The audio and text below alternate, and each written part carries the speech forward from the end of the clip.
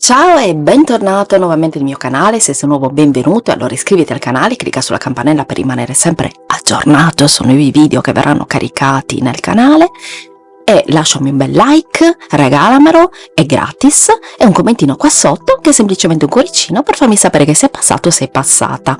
Oggi andiamo a vedere un video che ho fatto tanto tempo fa, ma lo voglio rifare, te lo voglio rifar vedere, che è il punto a catenella, che è uno dei punti più facili che si fa in ricamo, nel ricamo, che è adattissimo per fare non solo, come in questo caso che sto rifinendo uno scollo di una maglia, ma puoi utilizzarlo anche per scrivere delle scritte, per fare dei disegni, quindi come se fosse una penna, diciamo, ecco, un pennarello, e quindi ha svariati utilizzi.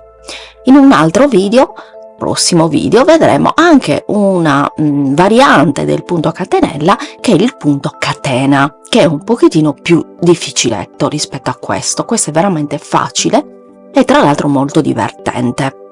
Di che cosa avrò bisogno? Chiaramente di un cerchio, perché ho visto che con il cerchio viene molto meglio il ricamo. Lo fate sia con che senza il cerchio, e con il cerchio lo preferisco altamente. Se hai dei cerchi da consigliarmi, magari perché cuci da tanto, perché ricami da tanto tempo, fammelo sapere nei commenti, mi raccomando, perché voglio sapere se utilizzi ancora, cioè, questi in legno. Poi ho visto che ce ne sono anche in plastica, quindi fammi sapere se quelli in plastica magari con quelli ti trovi meglio. Ho visto che ne vendono anche di quadrati, però non lo so, non sono molto del mestiere, sto iniziando adesso, non ho mai fatto corsi, sono autodidatta, per questo sono autodidatta assolutamente, non ho mai fatto corso di ricamo. Poi ti servirà una forbicina, un paio di forbicine di quelle piccole, molto appuntita come questa, perché ti permette di tagliare anche i fili più sottili, le parti più piccole, e poi un filo da ricamo. Io sto utilizzando questo di cotone, che è cangiante, di un colore meraviglioso, come puoi vedere, è un color turchese, che è uno dei miei colori preferiti, anzi forse uno dei miei colori preferiti dopo il rosa, ed è bellissimo secondo il mio parere abbinato con il marrone. Quindi avevo questa maglia che ha lo scollo a V e volevo decorarla con qualcosa che ricordasse la Sardegna, quindi secondo me questi due colori ricordano molto la mia terra, perché il marrone ricorda appunto il terreno e il turchese ricorda il mare della Sardegna, e quindi mi piacciono molto. Mi piace molto anche il rosso rubino, il rosso che ricorda appunto corallo della Sardegna. Infatti appena diventerò un pochettino più brava voglio fare una maglia con dei coralli ricamati, questo è il mio desiderio. Ma adesso ci concentriamo sul punto catenella, che ti ripeto è un punto semplicissimo. Quindi utilizzo il mio filo e l'ago come deve essere. L'ago non deve essere né troppo lungo né troppo corto, diciamo che questo è lungo circa 2 dita mie, giusto per darti un'idea. E alla fine io faccio sempre un nodino e lo uso a un filo, quindi a un filo lo facciamo, non c'è bisogno. Chiaramente se lo utilizzerai a 2 fili diventerà molto più grosso. Ci sono dei lavori a 2 fili, li ho visti, sono stupendi. Vabbè, poi piano piano andiamo a vederli tutti. Iniziamo con il tutorial. Lo faccio da questa parte, io sono da questa parte. Ci sono vari modi in cui si fanno i punti catenella. Io preferisco farli, ho notato che mi piace di più farli da questa parte verso l'esterno rispetto a me. Molti la fanno in vari modi, ecco.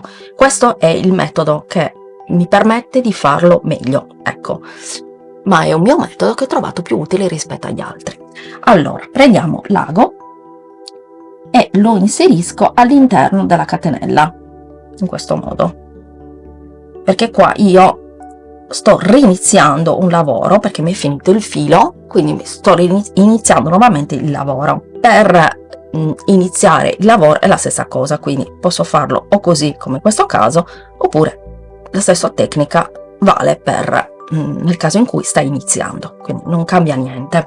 Metto il lago, punto l'ago qua dentro, in questo modo qua, e lo faccio uscire a seconda della lunghezza che vuoi ottenere. Qui giro il filo in questo modo e vado, sono messa così, tengo con le dita il filo un po' teso, punto qua,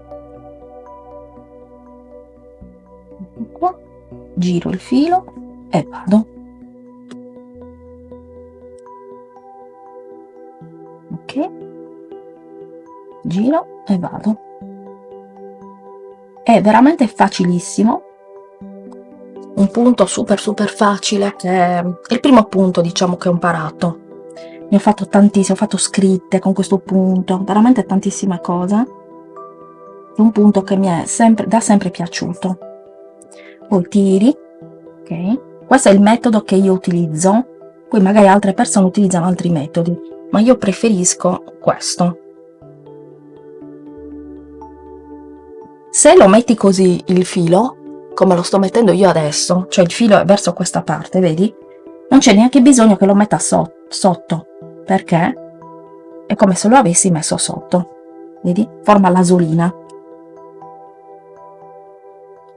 Ecco, si può formare questo groviglietto. Allora, perché ti devo far vedere anche i problemi che possono nascere. Vedi? Non devi farti venire il panico, basta tirare i fili che... Allora, aspetta un attimo. No. Allora, questo in pratica è così. Quindi tira e si forma. Ok, giro e vado. Ok, cioè si può anche girare il filo, come vedi, però tu lo devi rimettere a posto. Poi vado nuovamente. Ok, così e così, così.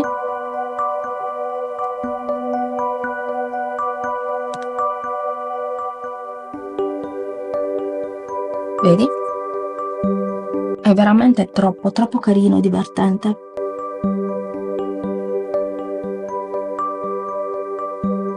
Più o meno devono essere tutti della stessa lunghezza,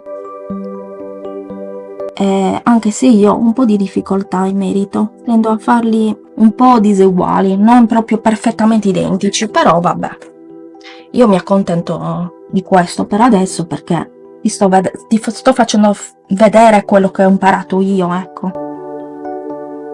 Ho vari libri, poi ho guardato un sacco di tutorial anche di straniere, alcune vendono anche i corsi di ricamo, che mi piacerebbe tanto fare, però poi mi dico vabbè dai, un corso di ricamo mi piacerebbe farlo di persona, e a Cagliari c'è il corso di ricamo, tra l'altro, però chissà quanto costa, siamo sempre lì. Sono comunque delle attività che costano molti soldi, perché chiaramente sono particolari. Allora, se noi abbiamo finito, come in questo caso, vedi, ecco, io tolgo e lo riposiziono. Quello che io devo fare è quest'ultimo pezzettino, quindi girare la maglia in modo tale che ho tutto lo spazio a mia disposizione bello teso, e tiro la maglia in questo modo. Man mano che chiudo tiro la maglia in modo tale che rimanga bella tesa. Giro il morsetto, quando vedo che è abbastanza tesa in questo caso, non troppo, perché poi potresti modificare la maglia, non sarebbe il caso, quindi è meglio così. Continuiamo, adesso finisco questa parte qui e poi ci vediamo insieme.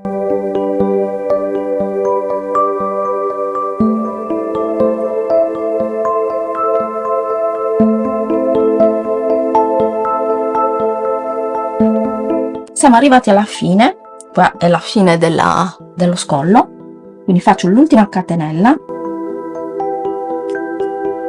in questo modo qua, inserisco l'ago all'interno e tiro il filo, giro il mio lavoro e faccio un nodo così, taglio ed ecco la maglia con il punto catenella. È semplicissima, la puoi anche lasciare così, però la puoi unire magari 2 fili di catenelle di colore diverso. Questa è la tecnica che volevo farti vedere, poi andremo a vedere una variante che è il punto catena in un prossimo video, quindi iscriviti al canale, clicca sulla campanella e regalami un bel like, un commentino qua sotto, fammi sapere insomma tutto, se lo sai fare, se ti piace, via dicendo, e noi ci vediamo al prossimo video. Mi raccomando, iscriviti al canale e fammi tanta pubblicità nei tuoi social in modo tale che cresco sempre di più.